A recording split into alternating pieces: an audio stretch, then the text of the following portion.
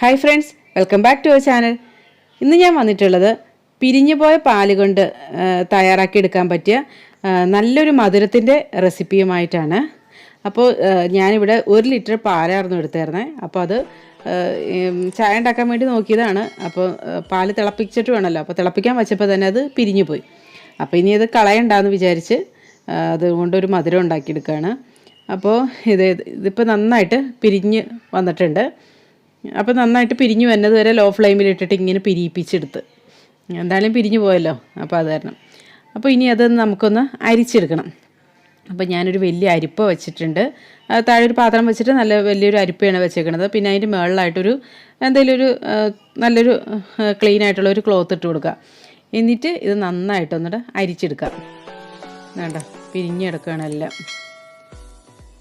അപ്പോൾ ഇനി ഇത് നല്ലപോലെ നമ്മൾ കിഴി കെട്ടിയെടുക്കൂലേ, അതുപോലെ ഒന്ന് കിഴി പോലെ ഒന്ന് ആക്കിയെടുക്കണം. ഈ അരിപ്പയിലൂടെ എന്ന് പറയുമ്പോൾ ശരിക്കും അങ്ങോട്ട് എന്താ പറയുക, നന്നായിട്ട് പിഴിഞ്ഞിങ്ങനെ എടുക്കാൻ പറ്റില്ല, കാരണം അത് കുറച്ച് വെള്ളമൊക്കെ ഉണ്ടാവും.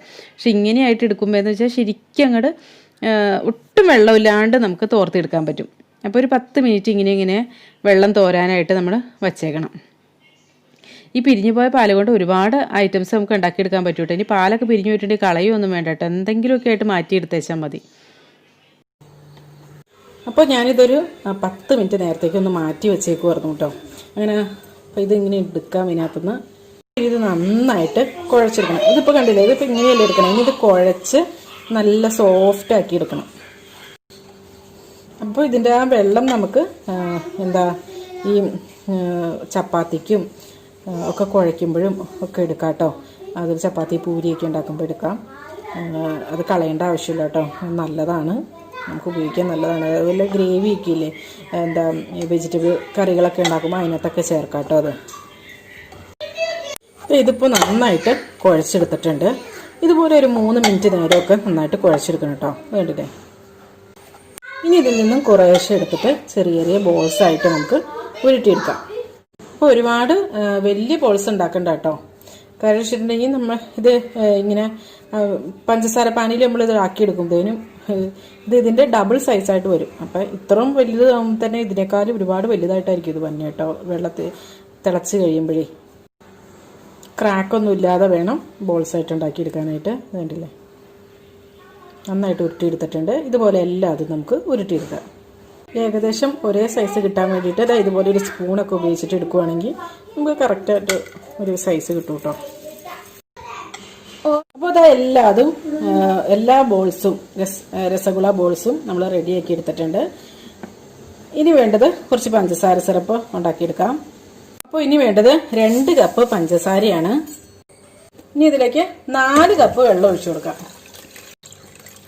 ഇനി ഇത് നന്നായിട്ടൊന്ന് തിളപ്പിക്കാനായിട്ട് വെക്കാം. ഇനി ഇതിലേക്ക് ഒരു 4 ഏലക്ക കൂടി ചേർത്ത് കൊടുക്കാം. ഇനി ഇതവിടെ ഒന്ന് തിളക്കട്ടെ. ഇതിപ്പോൾ നന്നായിട്ട് തിളച്ചിട്ടുണ്ട്. ഇനി ഈ ഏലക്കയൊക്കെ എടുത്ത് മാറ്റാം കേട്ടോ. ഇനി ഇതിലേക്ക് നമുക്ക് ഈ ബോൾസൊക്കെ ഇട്ട് കൊടുക്കാം. ഇനി ഇതൊരു 10 മിനിറ്റ് നേരം ലോ ഫ്ലെയിമിലിട്ടിട്ട് മൂടി അടച്ച് വെച്ച് നിന്ന് വേവിച്ചെടുക്കണം. ഹൈ ഫ്ലെയിമിലിട്ട് വേവിക്കരുത്, അന്നേരം ഇത് പൊട്ടിപ്പോവും. അപ്പോൾ ഫ്ലെയിം കുറച്ചിടാൻ പ്രത്യേകം ശ്രദ്ധിക്കുക. അപ്പോൾ ഇത് ഇത്രയേ ഉള്ളൂ, നമ്മുടെ രസഗുള തയ്യാറായിട്ടുണ്ട്.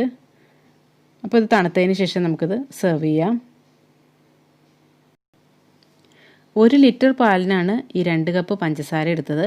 അപ്പോൾ ഈ പഞ്ചസാര സിറപ്പ് ഒക്കെ ബാക്കി വരികയാണെങ്കിൽ അതെടുത്ത് ഫ്രിഡ്ജിൽ വെച്ചേക്കുകയാണെങ്കിൽ നമുക്ക് നാരങ്ങ വെള്ളമൊക്കെ ഉണ്ടാക്കുമ്പോൾ ഉപയോഗിക്കാവുന്നതാണ്.